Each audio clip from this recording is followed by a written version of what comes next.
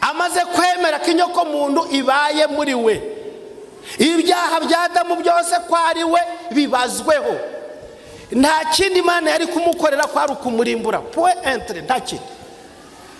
Yararimbutse, ubutabera bw'Imana burasohozwa. Ngo na Satani byaramutangaje, aravuga ati ntabwo bishoboka, uru rubanza ntabwo Imana iruciye neza, ibashite kurimbura umuziranenge ngirokora abanyabyaha. Inama y'agakiza niko yari yaravuze ngo hazarimuka indungane, abanyabyaha babashe kubaho, ariko tazizera ayo maraso ukurimbuka nukwe yaje iburyo yave ibumoso ntabwo azarokoka. Icyo gituma Imana ari nziza iteka ryose. Rero kuko Yesu yapfuye azize ibyaha atakoze, yarimbutse atakoze icyaha, kandi yavuze ngo uri muri jye noneho nubwo azaba yarapfuye azongera kubaho, azazuka. Yamazeyo gatatu, hariyo umunsi we, hari umunsi wa Data, hari umunsi wa Mwuka Wera. Ubumana bwuzurira mu gituro. Ku munsi wa gatatu igituro cyananiwe gufata Imana kiraturika kirasambuka, ngo abamwizeye bose bazahabwa ubugingo buhoraho. Kristo ariho ku bwacu n'uyu munsi wa none, ntabwo azigera arekura umubiri. N'igihe tuzagera mu ijuru tuzamusanga n'uwo mubiri yishize muri twe iteka ryose. Yabaye umuntu w'iteka ryose, yabaye Adamu w'iteka ryose. Natwe rero abamwizeye tuzabaho iteka ryose. Interuro nateguye iravuga ngo gukiza umwe hakababara benshi. Gukiza umwe hakababara benshi. Bibiliya rero niyo tugiye guharira umwanya ngo ivuge. Gukiza umwe hakababara benshi. Mariko 5, Yesu yirukana abadayimoni benshi mu muntu, bafata hakurya y'inyanja mu gihugu c'Abagadaleni. Yomotse uwo mwanya umuntu utewe na dayimoni ava mu mva aramusanganira. Yabaga mu mva, nta wari ukibona icyo ashobora kumubohesha naho waba umunyururu, kuko kenshi bamubohesheje ingoyi y'amaguru n'iminyururu y'amaboko, maze ingoyi akayicagagura n'iminyururu akayivunagura, ntihagira umuntu ubasha kumuhosha. Iteka ryose ku manywa na nijoro yahoraga mu mva no mu misozi asakurizayo yikebesha amabuye. Iyi nteruro isobanuye imibereho y'uyu mugabo. Nguru urwego uyu Mugadaleni yari kuri urwego rw'ubuzima. Abagadaleni bagenzi be bene wabo icyo bakoze mu gutabazi bwabo, baramuboshe, bazanye ingoyi, bazana amapingu, bazana imihama, bazana ibyuma biboha, barabimubohesha, arabicagagura, arabivunagura. Ntihaboneka ushobora kumuhosha. Birumvikana yari yarazonze aka karere k'Abagadaleni. Ubwo afata umwanzuro wo kutabana n'Abagadaleni bazima, kuko Abagadaleni bazima bamuheza, icyo bakoze ni ukumuboha, kandi bamuboshe inshuro nyinshi. Afata icyemezo arabahunga, ajya kubana n'Abagadaleni bapfuye. Kuko Abagadaleni bazima ntabwo bamutumye agubwa neza mu mibereho ye yarate, ahitamo kujya kubana n'Abagadaleni bapfuye, aja kuba mu uro. Yabaga mu mva ku manywa na nijoro asakurizayo yikebesha amabuye. interuro igeze ku murongo wa 6 irahinduka. Abonye Yesu akiri kure, abonye Yesu akiri kure arirukanka aramupfukamira ataka ijwi rirenga ati, duhuriye he Yesu mwana w'Imana isumba byose? Nkurahije Imana ndunyice urupfu n'agashinyaguro. Kuko yaramubwiye ati, dayimoni we muvemo.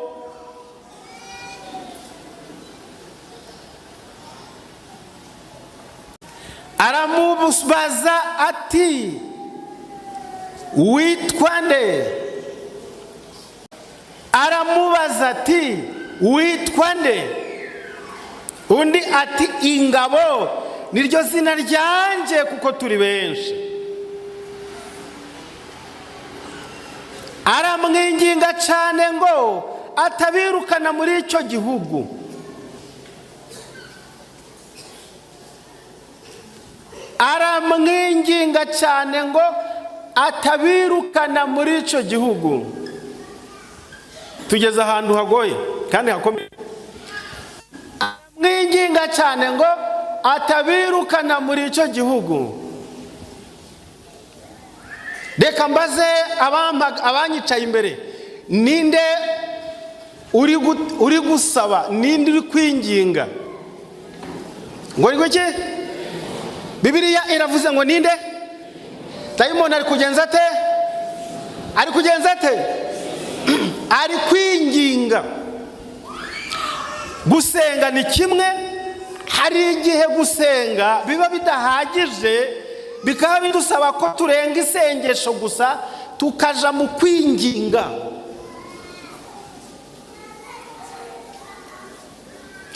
Isengesho no kwinginga ni ibintu bibiri bisa naho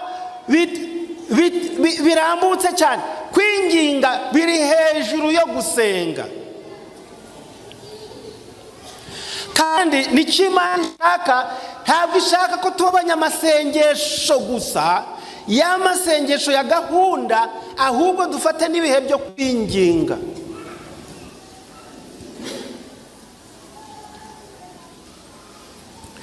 Aramwinginga cyane ngo atabirukana. Wumve, numwe uri gusabira bangahe?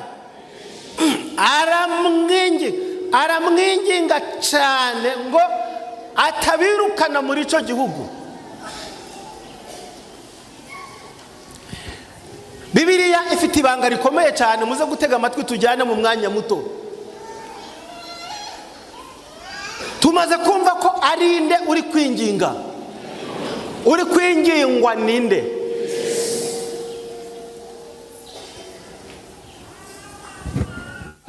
Dayimoni ari kwinginga Yesu. Ari kugenza ati, wabyumvise? Dayimoni ari kwinginga Yesu ngo atabirukana muri icyo gihugu. Reka tuje muri Bibiliya musi y'uwo murongo turebe mu kwinginga kwe icyo yasabye.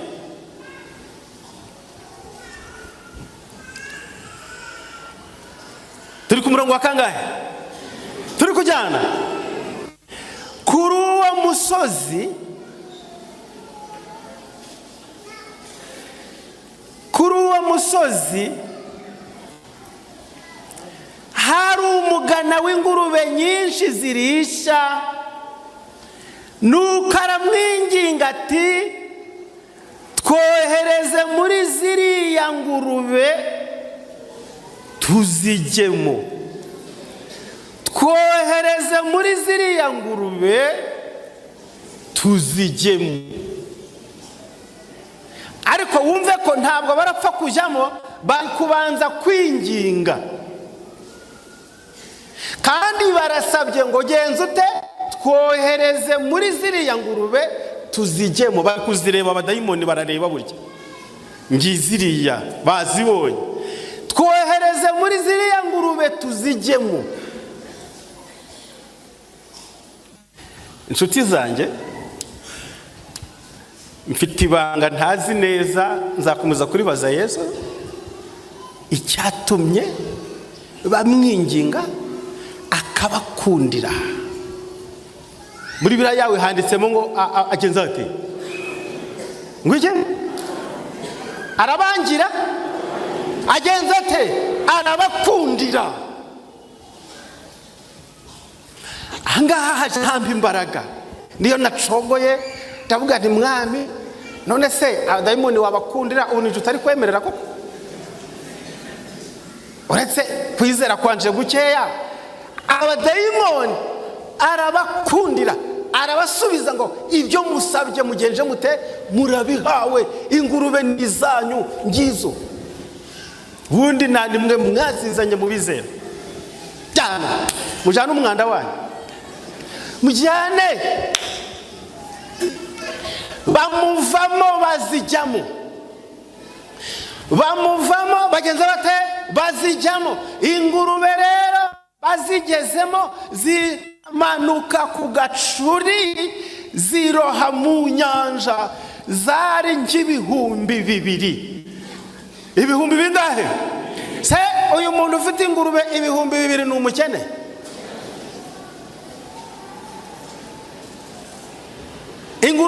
Ingurube ifite amafaranga ngahe hano muri Kigali? Igurwa ngahe? Mumbwiye ngo iki?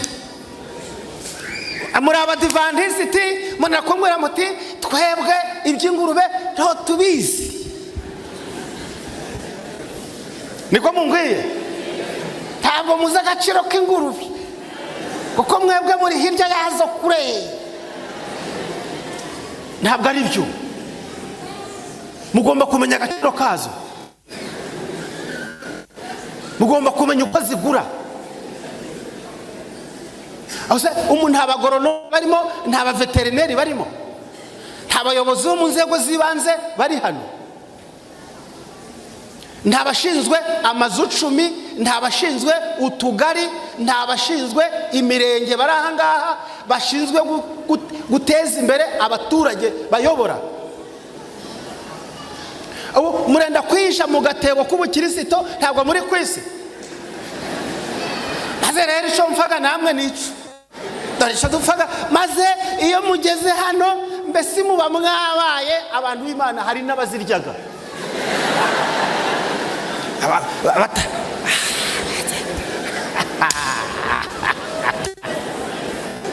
ubu twe turaha murazisimbutse, reka da no kuzimenya ndo muzizi, n'ingurube ndo muzizi arizo. Banywanyi baje iwacu hari umugabo wabyaye umwana amwita narabamenye.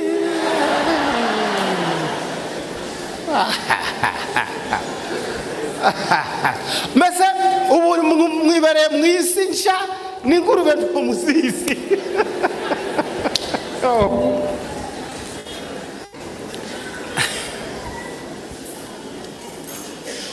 Zari nk'ibihumbi bingahe?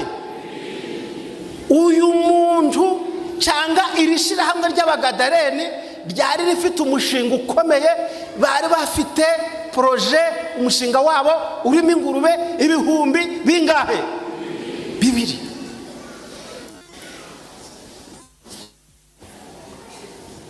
None nta numwe wamenya agaciro k'ingurube hano. Sigura ngahe ingurube imwe hano muri Kigali? Uwaba yarabyumvise nadufashe, ingurube hano muri Kigali igura ngahe? Weke igiciro bamwe bari kumbwira ngo 150. Oya, ni mumbwira igiciro rusange. Hari impamvu mbabaza igiciro cyazo. Muri iri somo harimo igiciro cy'ingurube. None ingurube igiciro rusange nangahe?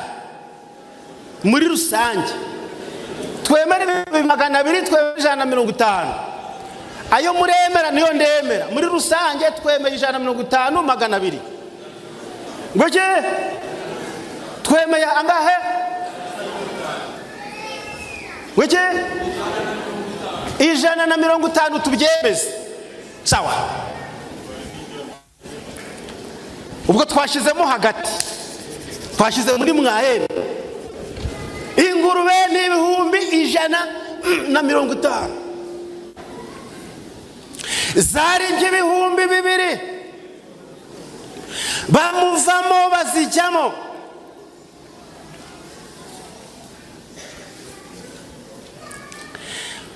Mwumve, abungeri bazo barahunga, babibwira abo mu midugudu bose n'abo mu ngo baza kureba ibibaye. Bageze aho Yesu ari, mwibuke ngo ntutwirukane muri iki gihugu,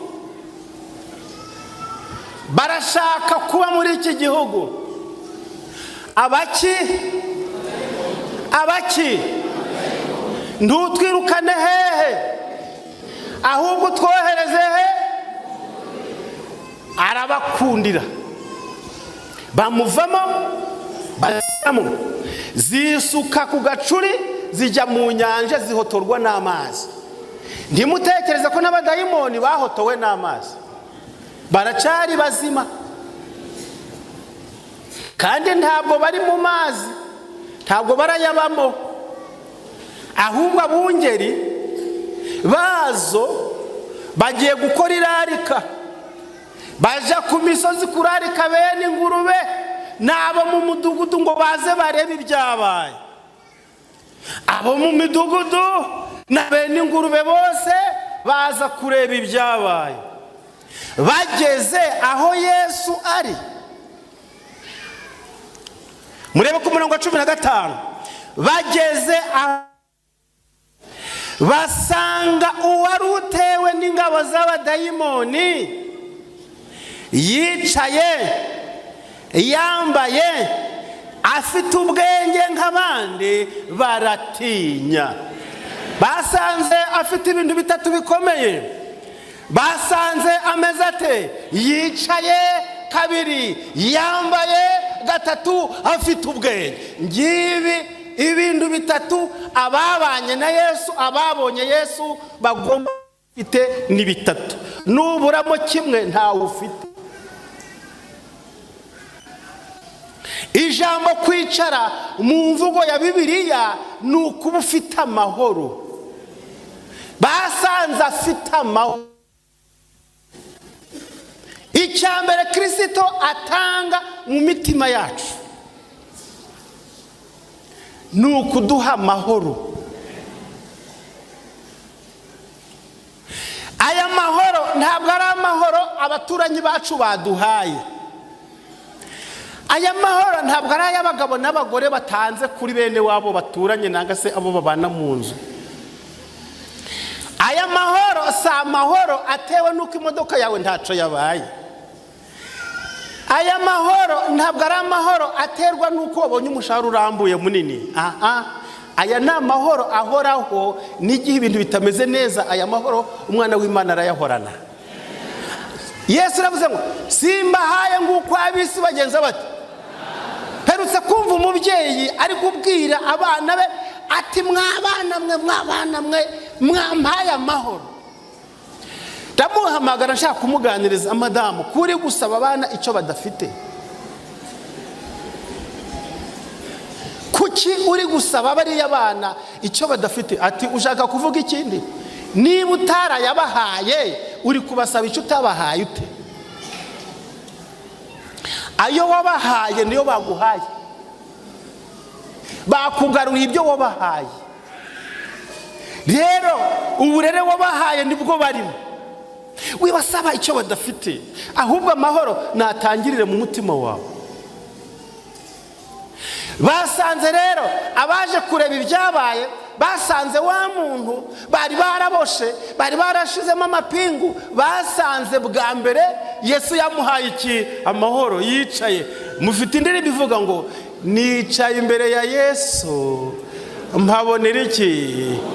Yari yicaye. Basanze yicaye imbere ya Yesu.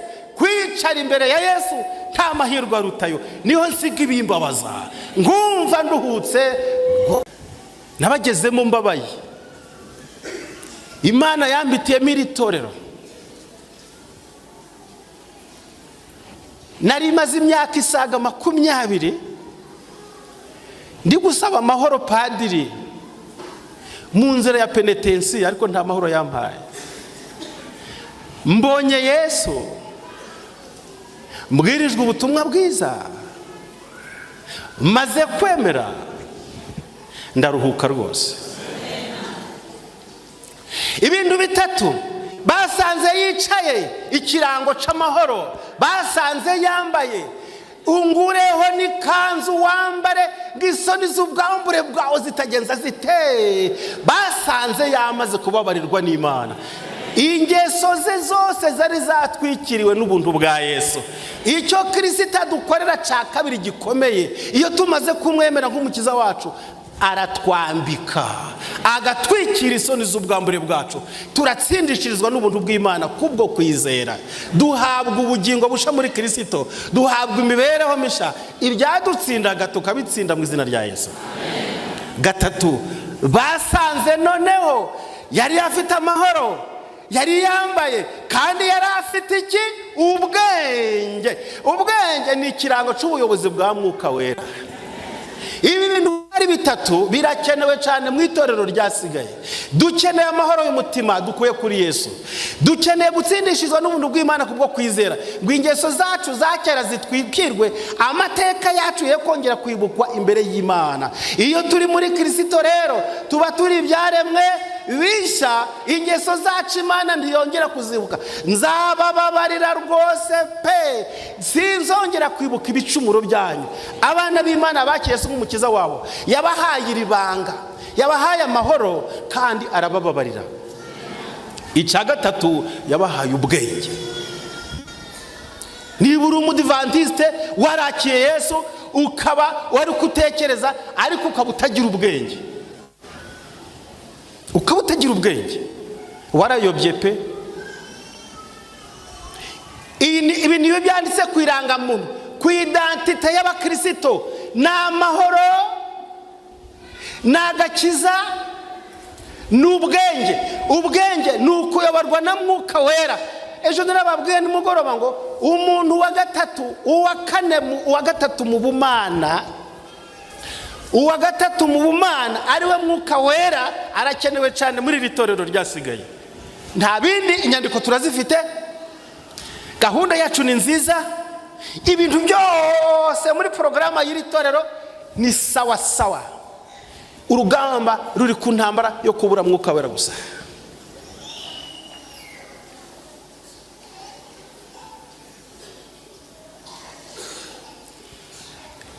Iyo uri umukristo w'umunyadini mwiza ariko ukaba udafite Mwuka Wera, uba umeze nk'imodoka isa neza yagonze moteri.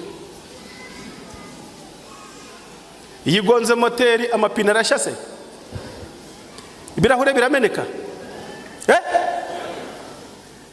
ishusho yayo irahinduka se? Mukristo umunyadini w'umudivantiste wujuje iby'ubunyadini ariko atagira Mwuka Wera, agakaraba, akaja muri temperance, agatera ipasi, akagenza ate bya bindi byose, agafunga karuvati neza, agafata Bibiliya n'indirimbo, agafata ibyigisho, akinjira mu rusengero ku gihe, ariko atagira Mwuka Wera, egal imodoka isa neza ariko yagonze moteri, nta buzima igira, isa neza gusa. Ariko kugira ngo uyu mwizera, uyu mugabo agere kuri urwego, abe yicaye imbere ya Yesu, kandi aba afite ya mahoro, aba afite kwagukizwa, afite Mwuka Wera, aribwo bwenge. Reka turebe agaciro yari yatanze umutungo ungana iki. Ngaho rero abazi gukora imibare, Abagadareni bashinze koperative. Turagarutse mu mibare rero, katwumva, mufate icuma gikora imibare mu nkariro y'imibare. Abagadareni bashinze koperative y'ubworozi bw'ingurube, batangiza umutahe wabo ingurube 2,000. Ingurube imwe ibwagura 3 ku mwaka. ntibavuga kubyara, bavuga ingurube kubwagura. Irabyara, irabwagura. Haya, ibwagura 3 ku mwaka, kandi inshuro imwe ikabwagura ibibwana 10. None aba bagadareni bari kuba bafite ingurube zingahe ku mwaka? Cyo bita problème. Ihurizo. Tuje ku kibaho, tuje kuri tableau, tuje ku kibaho, tuje kuri blackboard, ngiye gutanga ihurizo hano kuri blackboard yanjye. Ikibaho rero twanditse abagadareni bashinze koperative yo korora ingurube, kandi batangije umutahe wabo ingurube 2,000. Ingurube imwe ibwagura 3 ku mwaka, kandi ikabwagura 10. Kuri uwo mwaka zari ingurube 1,000 bingahe? Ngo iki? 1,000 bingahe? Ndatera 60. Aha, ni 60 na bingahe? Na 2, kuko nabyanyina nto byapfuye biracyari. Noneho rero twagiye, noneho ingurube imwe twayihaye amafaranga 150. None kuri konte yabo ko baziranguje byasigara n'akana kazo, bashize kuri konte amafaranga angahe? Miliyari zingahe? Mumbwiye miliyari zingahe? Miliyari zingahe? 9 na miliyoni zingahe? Na miliyoni 300. Miliyari zingahe? 9 na miliyoni 300. Nizo zitanzwe, nizo Yesu yemeye ko abagadareni bahomba muri uyu mwaka ngo hakizwe abanyabyaha bangahe? Mu mwaka umwe itorero ry'abagadareni muri uwo mwaka ryakoze ivuna rikijije umuntu umwe, rivuta atangwaho miliyari zingahe? 9. Ariko njyewe iby'amafaranga ntabwo mbizi. Uwazana miliyari 9 hano, dusohotse isabato irangiye, mbese imodoka ndimuzijyana zose muziha agaciro, izi zirahangana. Aya mafaranga bene izi modoka bayamara? Izi modoka ziri hano zagura miliyari 9. Mumbwiye ngo iki? Ntabwo nzi agaciro cy'imodoka ngewe, ariko miliyari 9 umenye atari ikintu cyoroshe. No. Umuyobozi arambwiye ngo ushizemo n'amazu zitahamo. Ngo miliyari 9. Karabaye bahungu.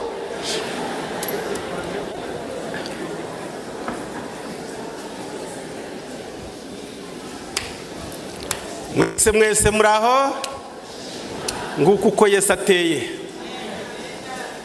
Yakwemera ko iby'isi birimbuka ngo hakizwe umunyabyaha umwe. Izi miliyari na miliyoni 300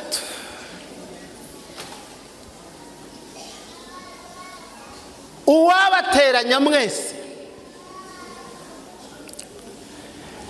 nayo mufite kuri banki, nayo mufite kuri za telefone, na telefone bakayigurisha, n'amazu yanyu n'imirima yanyu, afite miliyari 9, ibyo mutunze yabihungabanya. Afite miliyari 9 na miliyoni 300, ibyo mutunze mwese uko muri hano, n'aya makote n'amakaruvati n'inkweto yabihungabanya.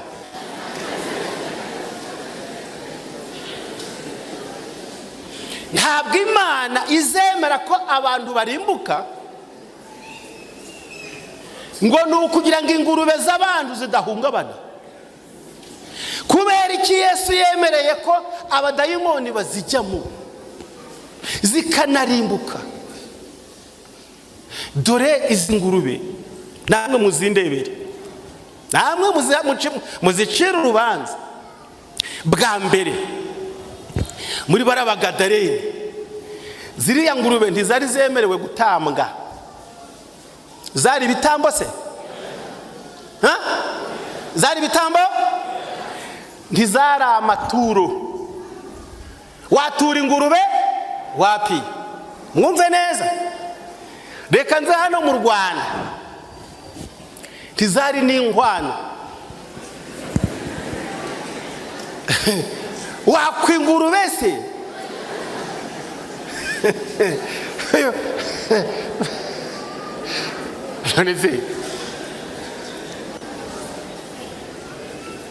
Benshi bafite ubutunzi bumeze nk'izi ngurube. Benshi bafite ubutunzi butarimo icacumi, butarimo amaturo, butarimo ubufasha bw'abakennye, butarimo inkwano, buhwanye n'izi. Iyo ibi bintu bibuzemo mu butunzi bwawe, ririmo nta cacumi kirimo, umurimo kirimo, nta yiteranira arimo, ay'urusengero arimo, ubutumwa arimo, Imana ibihwanyije n'izi ngurube zigomba kurimburwa mu minsi ya nyuma. Iyo ni inyandiko yanditse. Mu minsi ya nyuma Imana izemera ko ubutunzi bwa benshi bukurwaho kuko bwabuze ico bumara mu murimo wayo. Kandi ngo abafite ubutunzi bwinshi b'Abadventiste umunsi wa karindwi kandi bakabukoresha neza mu mirimo y'Imana, ngo Imana izategura inzira zo kurangiriza ubutunzi bwabo mu murimo w'Imana. Nta mutungo w'abana b'Imana uzarimbukira muri iyi si utagize cumara. Izabereka uko bazagenda bawugabanya kugeza ubwo ku munsi wa nyuma ubwo Satani azibasira gufata imitungo yabizi. Ndabarahiye nta mutungo w'Umudventiste wari Umudventiste w'ukuri wakoresha gukuri mu byize, nta mutungo wacu uzafatwa n'isi, byose tuzatwara bibitse mu ijuru. Turabesha rero, tujya tubesha kenshi ko turi abana b'Imana, ariko Imana idafite imitima yacu. Icyo abadayimoni basabye niki? Twohereze muri ziriya ngurube tuzijyemo. Hariya ni mu butunzi bw'Abagadaleni, kandi aho ubutunzi bw'umuntu buri niho n'umutima we uba. Uzi ikintu bari basabye se? Bari basabye kuja mu mitima ya benezo. Nicyo cyatumye baza bari kwiruka. Ni murebe icyo bakoze, muhindure page murebe icyo bakoze. Ababonye ibyabaye kuri uwo muntu no ku ngurube babitekerereza n'abandi, bahera ko baramwinginga ngo ave mu gihugu cyabo. Hindura page wumva uko twasomye. Ntutwirukane hehe muri iki gihugu, ahubwo twohereze mu ngurube. Ni uburyo bwo kwinjira mu mitima ya benezo. Aho ubutunzi bw'umuntu buri niho n'umutima we uzagenza ute. Imitima y'Abagadaleni yari yibere ku ngurube zabo. Basabye kujyamo rero, bwari inzira yoroshe yo kujya mu mitima y'Abagadaleni. Nicyo cyatumye bagarutse, noneho baje kureba ibyabaye, bongeye kwirukana Yesu, bati tuvire mu gihugu kuko twakigusabye kandi wakiduhaye wowe Yesu. Rero tuvire mu gihugu twagifashe.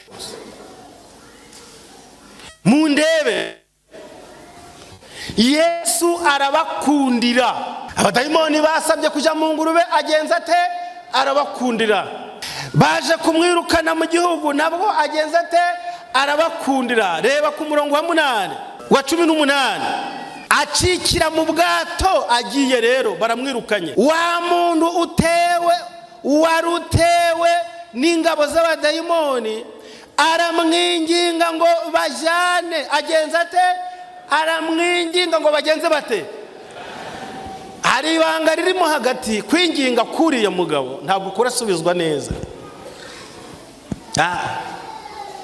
Abadayimoni baringinze ngo Yesu ave mu gihugu cya ngo baje mu ngurube, arabakundira. Baragaruka baramwinginga ngo abavire mu gihugu, arabakundira. Gatatu, wari uteba n'ingabo z'abadayimoni, wawe wakize, wawundi ufite amahoro, wawundi watsindishirijwe, wawundi ufite ubwenge, noneho nawe aringinze ngo ajyane nande na Yesu yigendere. Dore igisubizo yahawe. Yesu ntiyamukundira. Ntiyagenza ate? Ntabwo yamukundiye ngo yigendere, ahubwo Yesu aramubwira ati wowe ufite inshingano, ngo usigiye inshingano hano. Ingurube zabuze kandi zaguzwe igiciro gihwanye nuko wahindutse. Beka batabura ingurube n'umubwiriza, ubwo babuze ingurube bakeneye ubahumuriza ngo babwire impamvu ingurube zabo zarimbutse. Jya muri bene wanyu ubabwire icyo Imana igukoreye.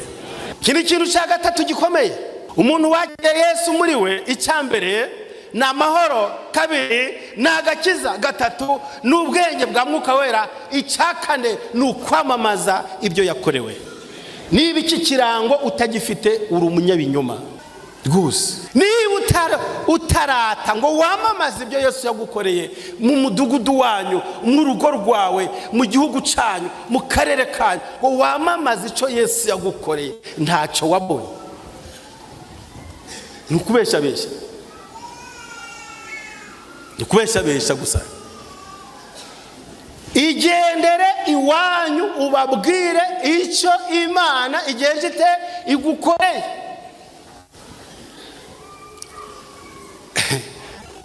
Hababaye benshi, hakiza umwe.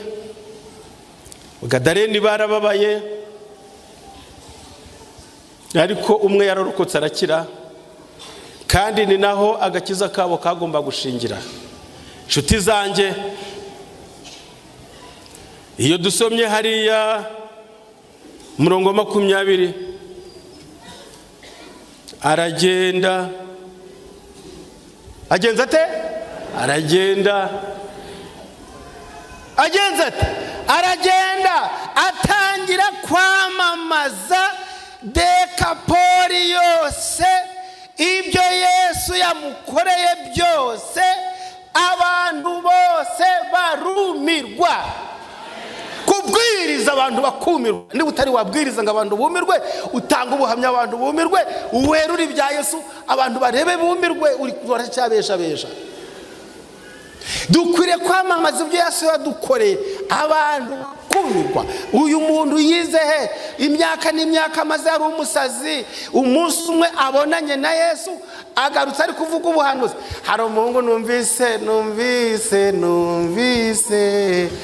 hari umuhungu numvise ahangaha uri kwiyenza ku mpanda. Hari umuhungu numvise ari gusobanura impanda we. Hey, hey, ha, muzikoraho, muzikoraho ndi kubareba. Abasore muri ntwarane, ariko ijambo rimwe wasomye uzaryitondere, ubanza urihekenye impanda wazi guhanguza sobanuri. Basore bajiya nshuti zacu, uwaguha gusobanura ziriya mpanda agahanga kawe kakuma, ntabwo wazishobora. Impanda kuzibara ntabwo biri mu kanwa ka mwene muntu. Nta muntu uzabara uko impanda zizakurikirana. Ziriya mpanda ziravuga ku rwego rw'Imana. Impanda ivuga uyu munsi ishobora kuvuga hano, iri kuvugira n'ahandi, yaravugiye n'ahandi, kandi ari yayindi imwe. Izi mpanda rero ubusobanuro bwazo ziko mwabusomye mu busobanuro bw'ibyahishuwe, ariko muje murabusobanura muri gufunga fure, muri gufata umuvuduko wanyu mu bugabanye. Mubanze mwakira ibi bintu kwari bitatu nibyo bikeneye. nawe ubusobanuro bw'impanda ntabwo ari ubwacu nshuti zanjye, kuko nta mwene muntu wahagarara hano i Kanombe ngo avuze impanda ya 7 zizavuga mu rwego rw'Imana. Nta muntu uzavuza impanda n'umwe, ahubwo zizabavugira. Nta n'uzasobanura igihe impanda imwe yabereye n'igihe ikindi yabereye. Hari impanda yavuze mu cya 840, kandi n'uyu munsi wa none ikaba itararangira kuvuga, ikaba ishobora kujya kugaruka.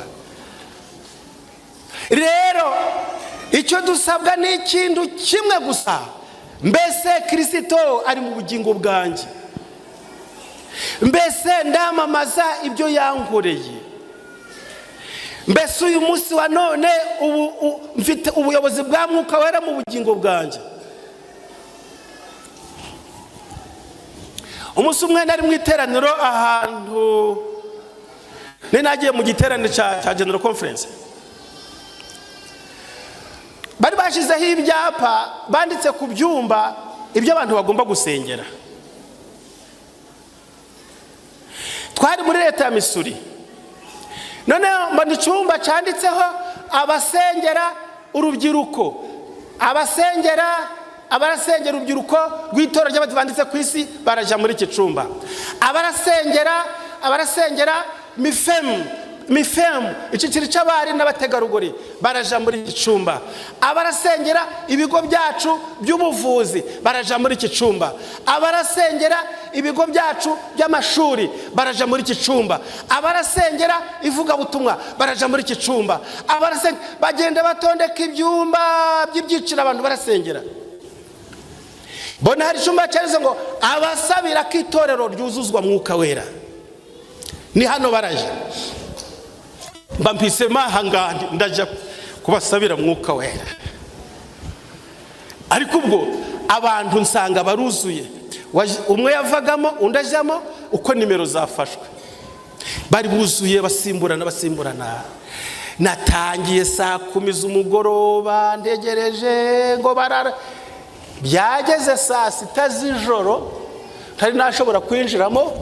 Ndavuga nti Mwami ntabwo bishobotse, ni benshi, ngiye gupfukama hanje hihariye, naho uhabare nk'icyumba ngiye gusenga.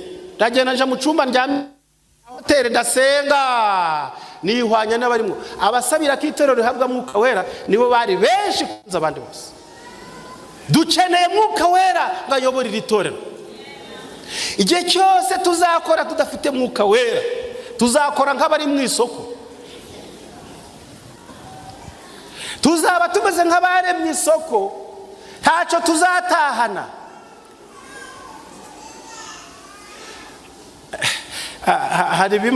Hari bimwe ntazakoraho byankoraho, hari bimwe ntazakoraho ko byankoraho nabyo, ariko binkozeho nduwo gutaha mu ijuru ntacyo naba mbaye. Niba hari ikintu gikeneye ubugorozi cyane muri iri torero ryacu, ni abaririmbyi. Za korali zifite ubwigenge burenze imitekerereze, yemwe uwabicaza hamwe akabahugura. Hariya muri kabine tekinike hariya mukeneye amasengesho ya Mwuka Wera cyane. Abarwaye imitima bashobora kutazagaruka mu rusengero. Ibi byuma byanyu mwatondetse ahangaha n'imidiho n'ingoma zabyo birahasha ubuyobozi bwa Mwuka Wera mu ndirimbo zanyu. Murakubita ingoma umuntu ntamenye icyo mwazikubitiye.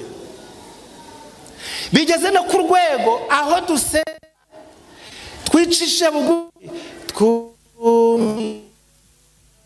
uw'ibyuma ati njewe twe twimira hasi bugufi twumvire Mwami, twumvire Mwami. Ubwo se ubusabane bwa Mwuka Wera iyo nangije kumbwira iki? Mugabanye, ntacyo muraba. Icyo kiraka muhumure, nta uzakibaka, ariko ni mugabanye. Abizera kuza mu rusengero yo kugeza gute? Iyo kuramya. Gahunda y'iki? Yo kuramya. Reka ngisabe reka ngisabe rwose, mbese reka nsabe. Igihe abizera bavuye muri za gahunda hanze, muri za porogaramu babahaye, ariko bagarutse muri gahunda yo kuramya, mureke turirimbe indirimbo zo mu gitabo. Mureke abana b'Imana binjire baje kuramya Imana baririmba. Muradutanguza iyi midiho yanyu, izi za ndomboro ya soro, mukadutangura aho kugira ngo turamye Imana, tukaramya ibyuma byanyu. Abizera ugasanga bajunjamye, tubazi ikibazanye mu rusengero, hano ingoma zavuze, ibintu byacitse, igitaramo kiratangiye, mwateganije mwebwe ubwanyu. Ndasaba Imana n'abashinzwe gahunda, mubwire abaririmbyi igihe cyo kuririmba indirimbo zo guhimbaza Imana rwose bagabanye imidiho yabo, bareke dusabane n'Imana mu rwego rw'indirimbo zacu. Umuntu wese abwira Imana, aririmba ayibwira yumva asabana nayo, twe gukenera amashi, imidiho n'ingoma. Igitaramo nikigera muzabyinire cyakora hanze, iyi nzu y'Imana muyiha umwanya. Uziko tugeze igihe cyo kubyina, nyakubyina bisanzwe. Hari ubona abantu bagina baririmbyi, noneho rero badodesheje imyenda yo kubyiniramo. Ntabwo mvuze abo nabonye hano, ndababonye ahandi. Ndi kugira ngo n'aba hano batazabikora.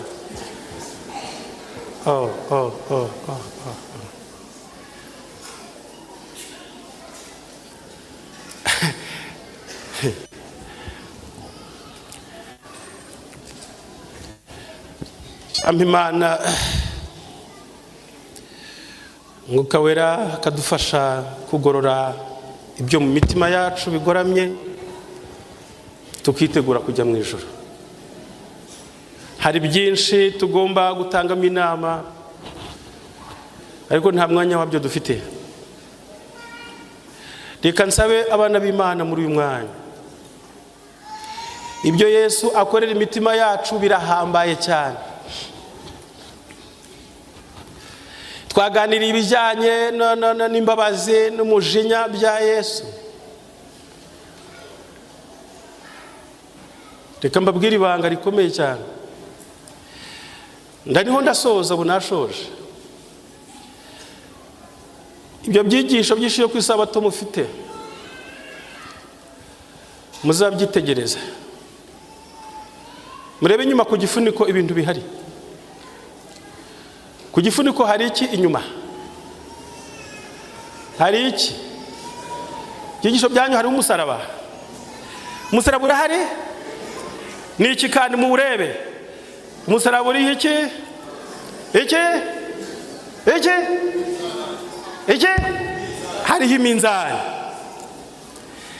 Umunzani umwe uri iburyo bw'amaboko ya Yesu, undi munzani uri ibumoso. Icyo bivuga ni iki rero? Birasobanuye ngo nta bikino birimo. Imbabazi n'ubutabera bizakorana.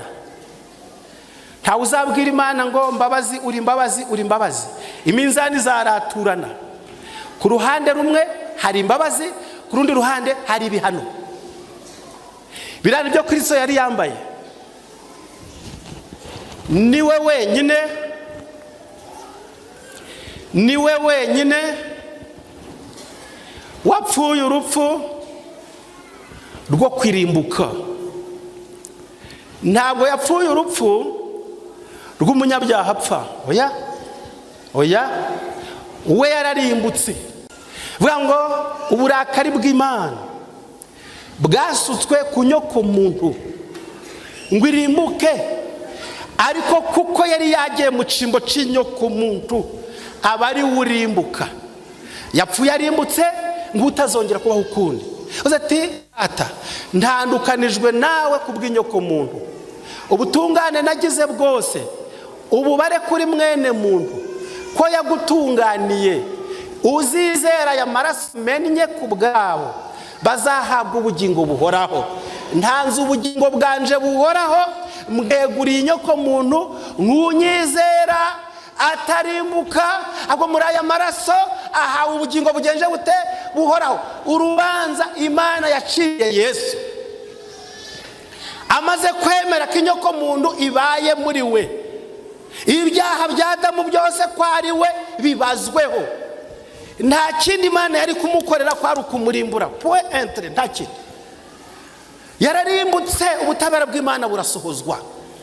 Ngo na Satani byaramutangaje, aravuga ati ntabwo bishoboka, uru rubanza ntabwo Imana iruciye neza, ibashite kurimbura umuziranenge ngo irokora abanyabyaha.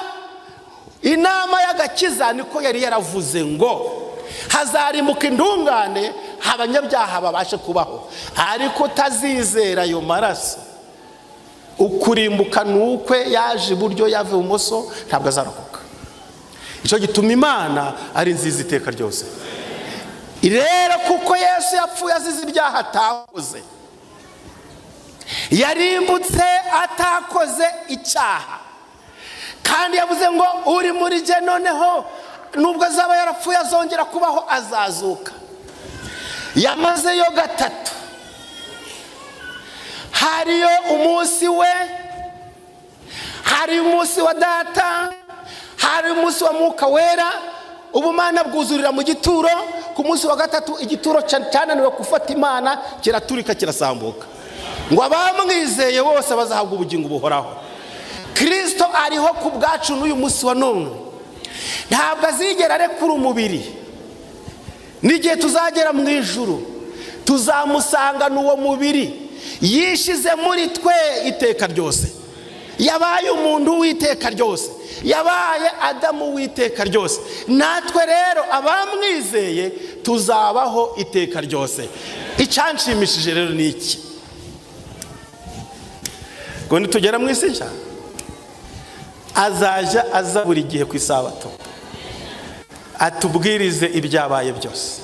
Ababwiriza bose ba hano kuri iyi si nta n'umwe uzongera kubwiriza. Twese tuzajya dutega amatwi igitaramo cy'igitambo cya Kristo. Tuzahora twumva iby'inkovu ze, iby'imbavu ze, ibyo kwitanga kwe, inama y'agakiza. Ngo n'abamarayika bo mu ijuru bazaja baraza kuvumba, ndakoresha iryo jambo kuko iryo twakumva, bazaja baraza kuvumba igitaramo ngo bumve uko twakijijwe, kuko ntabwo babyumva n'uyu munsi wa none. Ntabwo bari babyumva, n'abamarayika ntibabyumva. Ntabwo bumva ibanga riri hagati yo gukizwa k'umuntu. Uyu muntu akizwa ate? Umunyabyaha arakizwa agahwana natwe akaba nk'abamarayika, ngo abishobora ate? Igisubizo ngo muri Kristo harimo ibanga. Ntabwo bari bamenye ibanga riba hagati y'umunyabyaha wakijijwe na Yesu. Ntibabirondora bo ubwabo, bareba ibiri gukorwa, ariko ibanga ry'umutima wamatanye na Yesu ntibashobora kuwurondora. Nshuti zanjye, ni ibanga rikomeye. Uko twakijijwe byayobeye abo mu ijuru. Ngo ayo mabanga tuzatanga ubuhamya mu myaka 1000, bari gutega amatwi bakumva uko twakijijwe. Imyaka 1000. Ariko namwe mu ndebere, abakecuru hano bamaze imyaka myinshi. Hari umukecuru ufite imyaka 200. Abakecuru we hari 100 yamufite.